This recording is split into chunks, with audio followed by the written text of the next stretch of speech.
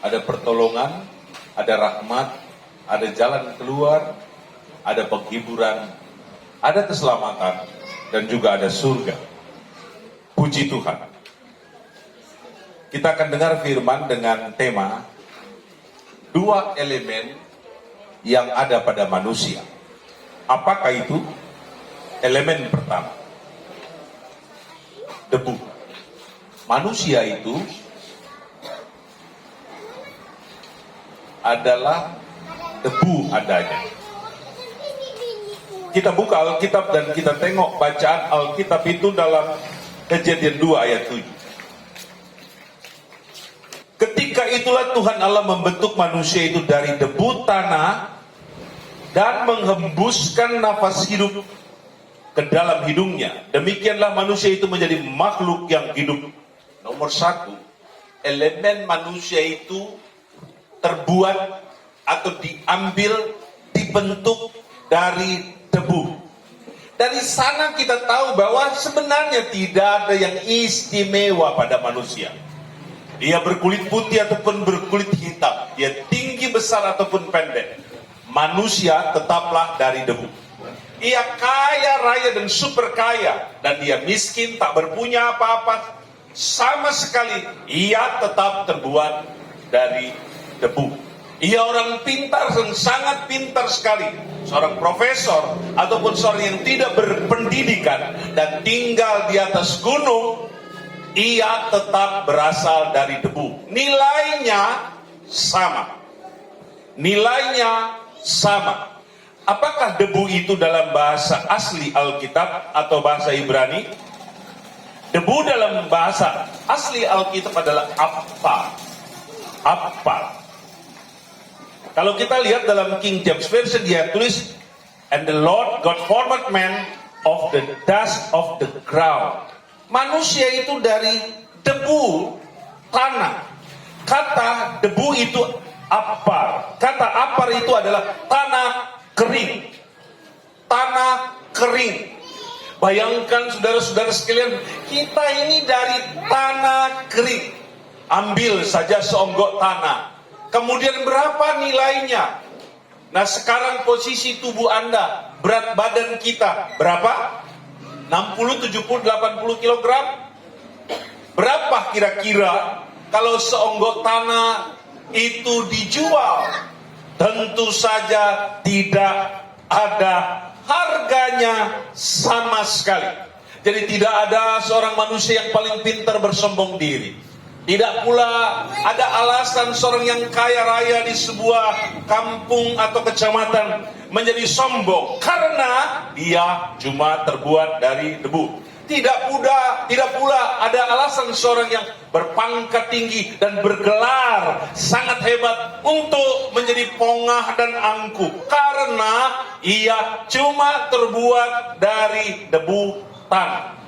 Maka karena kita hanya terbuat dari debu tanah semata-mata, marilah mulut kita memuji Tuhan, menyembah Tuhan, dan bersyukur kepada Tuhan. Muliakan Dia dalam hidup kita, dan rajin-rajinlah ibadah. Karena di ibadah kita ketemu Sang Pencipta, kita menghormati Dia, kita memuliakan Dia. Tapi ada saja orang Kristen yang malas ibadah, malas cari Tuhan. Tidak ada tempatnya, tidak ada tempat baginya di dalam kerajaan Tuhan. Kata apa? Itu juga berarti bubuk atau abu tanah yang sering kita kenal dengan debu. Coba kita ambil kumpulan debu dan kemudian kita genggam dengan tangan, kemudian kita lemparkan ke atas. Dia akan berterbangan entah kemana. Di mana ada tiupan angin, di situ dia berangkat, di situ dia pergi. Kita adalah apa? Debu, serpihan-serpihan debu yang sebenarnya tidak ada arti sama sekali. Kita jadi berarti karena Tuhan.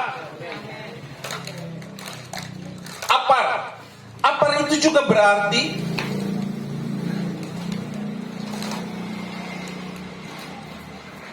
lumpur. atau bubuk atau sampah.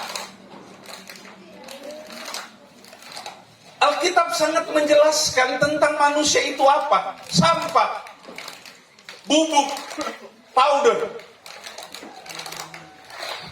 Sebenarnya manusia itu sangat rendah sekali. Tapi kalau hari ini kita bisa bergerak, kita bisa berjalan, kita bisa memandang, menatap, itu semua karena kasih karunia Tuhan. Semua yang hidup, hormatilah Tuhan dan muliakanlah Tuhan.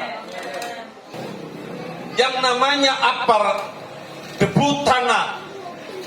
Ada titik-titik letih, titik-titik lemah. Walaupun Anda kuat dengan budi yang besar, otot yang bagus, tapi ada sisi-sisi letih, lemah, lunglai, dan tanpa daya. Mengapa? Karena manusia itu hanya dari debu belaka. Tak ada yang hebat yang melekat pada manusia. Kegantengannya, kecantikannya, kecerdasannya, pangkat dan jabatannya, kekayaannya, suatu saat akan lenyap. Jadi manusia tak boleh bergantung pada kecerdasan, kepintaran, kekayaan, pangkat dan jabatan. Sebagai manusia Kristen, kita harus tergantung hanya kepada Tuhan. Kita harus bersandar hanya kepada Tuhan. Dialah pertolongan sejati kita. Yang setuju bersama saya katakan amin. Saudara-saudara sekalian, apa yang akan terjadi dengan debu tanah? Maka itu dijawab oleh Alkitab di dalam Mazmur 90 ayat 3. Lihat dan sadar tentang hal ini. Engkau mengembalikan manusia kepada debu dan berkata, kembalilah hai anak-anak manusia.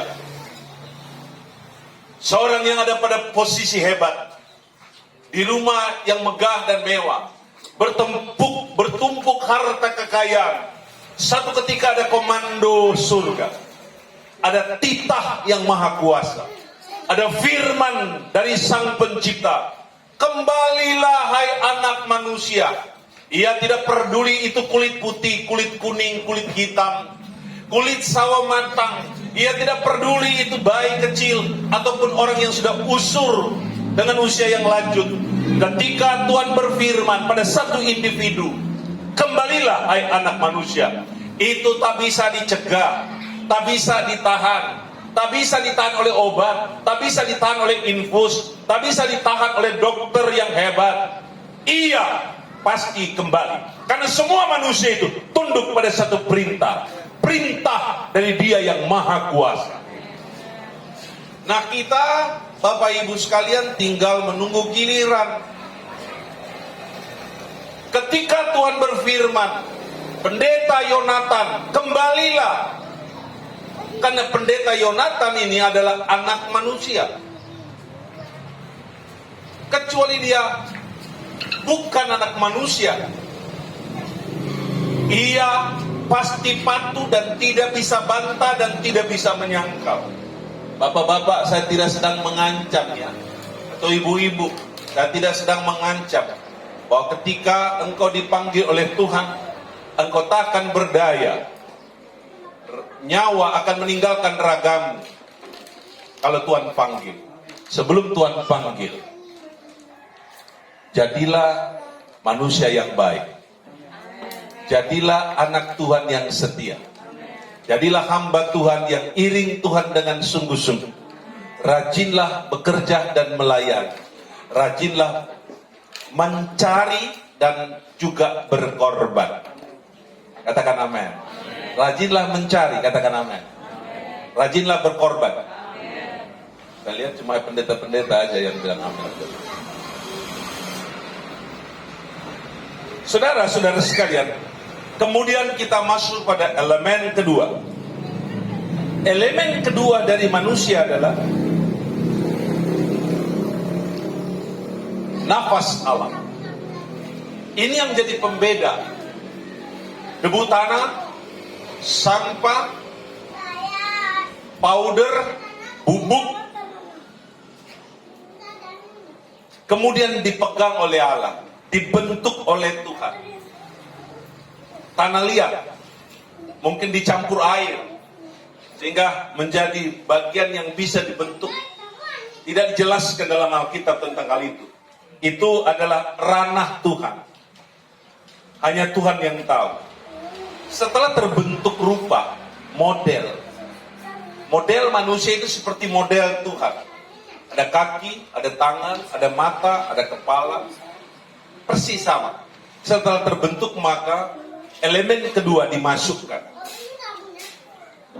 Elemen kedua ditiupkan. Elemen kedua itu adalah nafas Allah. Saya kembali membaca ayat pertama tadi. Kejadian 2 ayat 7. Ketika itulah Tuhan Allah membentuk manusia itu dari debu tanah dan menghembuskan nafas hidup ke dalam hidungnya.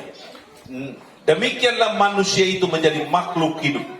Menghembuskan nafas hidup ke dalam hidungnya. Maka manusia itu menjadi makhluk hidup. Nafas dalam bahasa asli Alkitab ditulis neshama. Kata neshama itu berarti angin, nafas. Nah, onggok tanah, patung tanah yang setelah dibentuk Tuhan tiupi dengan nafasnya di hidung langsung. Jadi ada sentuhan di sana. Mulut Tuhan, hidung Tuhan disatukan dengan tanah. Saya cuma ingin menunjukkan bahwa bagaimana Tuhan mencium tanah, menyatukan dirinya yang mulia, yang kudus, yang maha kuasa dan maha tahu serta maha hadir, ditempelkan dengan benda yang tidak berharga dari tanah. Dia cium manusia. Cium itu tanda sayang, tanda cinta, dan tanda kasih.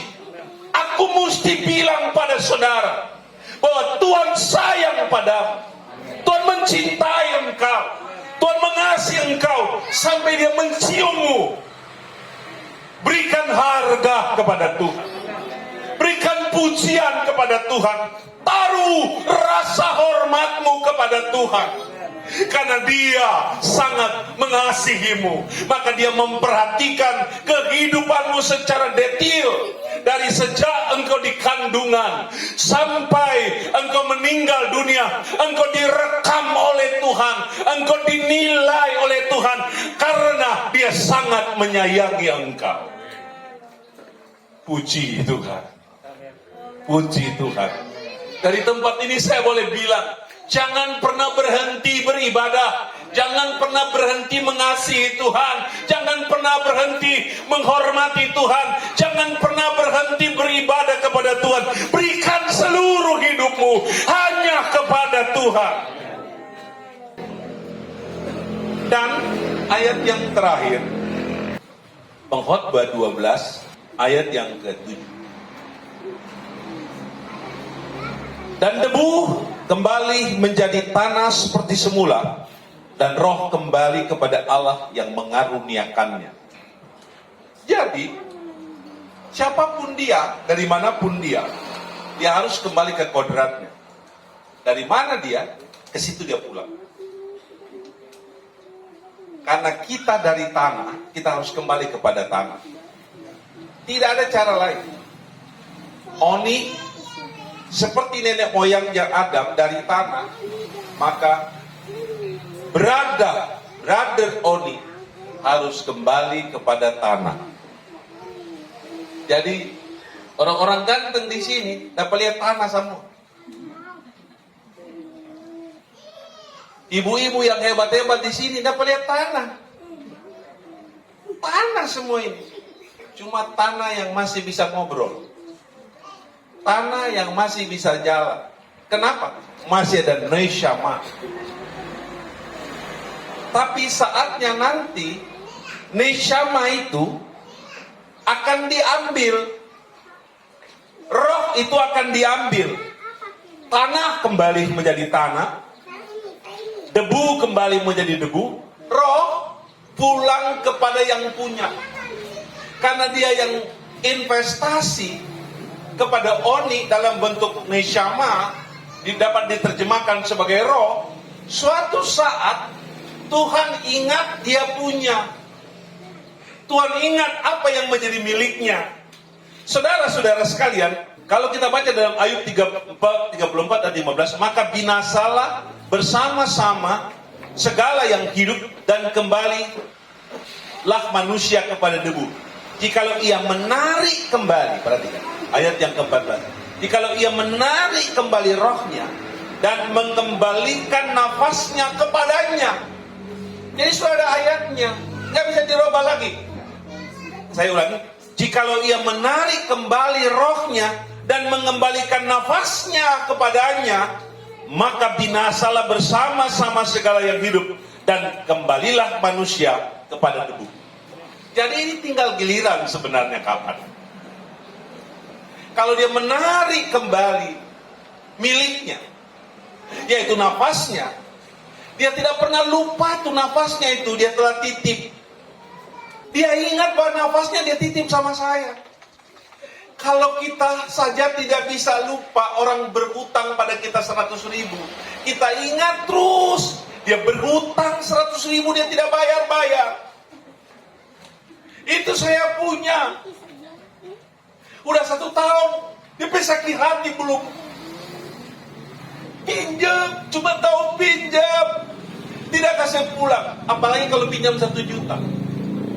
Apalagi kalau pinjam 20 juta. Dia tidak bisa tidur. Tapi yang Mbak pinjam, tidur nyenyak. Dia kasih pulang hutang. Tidak bayar hutang. Bisa bawa sadap. So bagaimana orang model begitu ya? Tapi di sini tidak ada yang begitu. Ada yang tukang Mbak pinjam, Mbak kasih pulang. Tapi apa yang Tuhan kasih pinjam sama orang, yaitu nafas, dia ambil sendiri. Oh kita punya ini, kita punya. Saya tidak mau kasih pulang. Tuhan punya bro. Satu saat dia datang, dia ambil itu barang. Mau protes, dia boleh protes. Kasih pulang Tuhan punya. Dalam keadaan utuh. Kalau sudah mau bertahan, biar pakai ventilator. Tambah dengan karburator. Tetap. Yang tidak bisa bertahan. Oke? Tuhan punya, itu pulang kepada Tuhan.